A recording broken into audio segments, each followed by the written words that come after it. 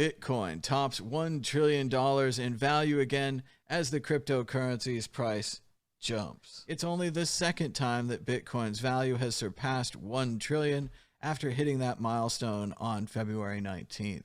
It seems to mean everything to these business people. What's the big deal? Why is it so important that Bitcoin's value tops $1 trillion? Juan Galt. Yeah, as we said earlier, it gives it massive credibility. It turns it from a penny stock to a unicorn, or like not even a unicorn. It's like a double horned unicorn walrus, like those you find in the North Pole and so on. It makes it a heavyweight, and that breeds confidence. There's a lot of people that are not going to buy it when it's cheap and profitable. They're going to buy it. They're going to buy the top, or they're going to buy the middle range, and that's just the way that people are. So yeah, I mean, it probably look at it like it's a milestone of lower risk of entry. Josh Sigala. Bitcoin is $1 trillion. Is this a big deal? Oh yeah, right. Yeah, of course it is. It's epic. I often ask myself, where is the moon? Where is the moon? Are we already on the moon? Are we heading to the next the moons of Venus? Which moon? Which moon are we talking about when you say the moon? So that's the question. A trillion is an amazingly huge number, and most people can't comprehend a trillion. I guess the Venezuelans can a little bit more than most, but yeah, a trillion is a very, very, very, very big number. I've said it before on the show to compare. You have 1,000,000 seconds, which is 11 days. You have 1,000,000,000 seconds is 32 years. And 1,000,000,000,000 seconds is 32,000 years. So think about that when you think about how big Bitcoin is now. 1,000,000,000 seconds is 32,000 years, whereas 1,000,000 seconds is 11 days. Put that in your pipe and smoke it, Ben. Dan Eve, can I borrow 1,000,000,000 seconds from you? It's a huge number, isn't it? I think that's it. It's like a big marker. It's like all the round numbers. I think we've had it kind of hit resistance in different countries where the round number of that country has been reached, and maybe people are like, yeah, let's push it over. But 1 trillion kind of really put it onto the radar, because it went from kind of, I don't know, I think it went from fantasy to, it's a real big competitor now to a lot of the companies. And there was a lot of focus, a year or two ago, or 2-3 years ago. I've lost track of time with COVID, but when Apple and co started hitting 1 trillion, and there was all the big hoo-ha about that. And so when Bitcoin hit it, we had the same hoo-ha, except this is Bitcoin. This is decentralized. There's no company behind it. This is the people. It's the people, P2P, that have taken it there with Moontalk and that stuff. But the thing that concerns me is I'm not really a tradey person, because I'm pretty bad at that. I'd never publish my trading stats, that's for sure. But isn't there like a double top thing? Like I'm worried that we're not going over that 58,300, and that so come on, buy some please, because I was hoping for us to continue till September. So carry on buying. That's not financial advice. Buy anything. Bitcoin is particularly good to buy though. Before we go to Ben Ark, I just want to remind everyone to push the like button. We have about 70 live viewers, but only about 30 likes, so you can like us for free. Also, if you don't subscribe, please subscribe already. About 30% of the people watching don't subscribe, so you could join us, and you're already here anyway. First slap Ben, then slap the like button. Yeah, is the slap button fixed, Ben? I think the slapper stopped, but the smoke has been fun. Is this the slap button not working? Ben Ark, your thoughts on $1 trillion? Does it mean a lot to you?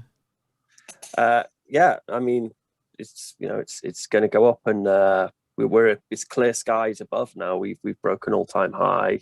We did it pretty easy. There's nothing stopping us continuing our ascent upwards. I was kind of scared a while back that maybe it was like that perfect storm of FOMO with all the Elon Musk stuff, and we were due for a bit of a correction. But it just seems to be so short-lived. There's so much interest from all these big money players, like the JP Morgan story. So it's going up, baby. It's going up. And what was the original target we talked about months ago, 6 months ago? Was it what, 230K? Is it eventually $230,000? One Bitcoin equals one Bitcoin. No, don't say that. That's the target. I think we've got a good chance at it. Martin Wismayer, your thoughts? $1 trillion, big deal? I think it's enormous. It's a fantastic deal, super big deal. A reason being, Bitcoin has been the top performing asset for the past 10 years or so. It's already eaten like 2/3 out of silver's total market cap. So we'll see Bitcoin taking over silver next. I think we will continue to see rising Bitcoin prices. Another thing why this $1 trillion market cap is so important is before that, there wasn't just not enough liquidity in the market to justify pension funds and stuff investing into Bitcoin. And now that you see that it's a $1 trillion market, there's definitely enough money there and liquidity in Bitcoin. So that means that every hedge fund manager and every pension fund administrator will have to consider something about, what do they think about Bitcoin, whether they like it or not. They have to have an opinion on it. And before they could just laugh it away and say, oh, it's red poison squared, old men yelling at TV. But now they can't do that anymore. They have to take it seriously. And it's good. We've been working hard on this. We've been building an industry for the past 10 years. And now it's our time to shine. So yeah, good on you, Bitcoin. You deserved it. Trying to get one more onto Ben because he's got his mic open.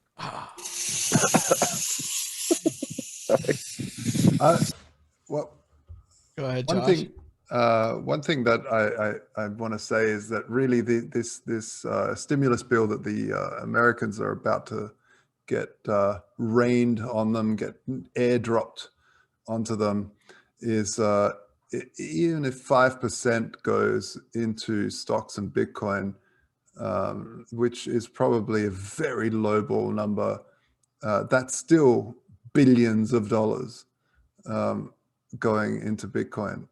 So it's only going up. And the interesting thing with the liquidity that Martin said is that, these billionaires are coming in, they're buying up for the long term. So I don't know if it's adding more liquidity or taking it away, because there's less actual physical Bitcoin. People forget that this isn't something that can be made. Of course, there's infinite Satoshis down the other end. There's after the decimal points, you can keep on going side. Infinite amount of cash at the Federal Reserve. But yeah, it's cash at the Federal Reserve. So yeah, there's literally infinite cash at the Federal Reserve.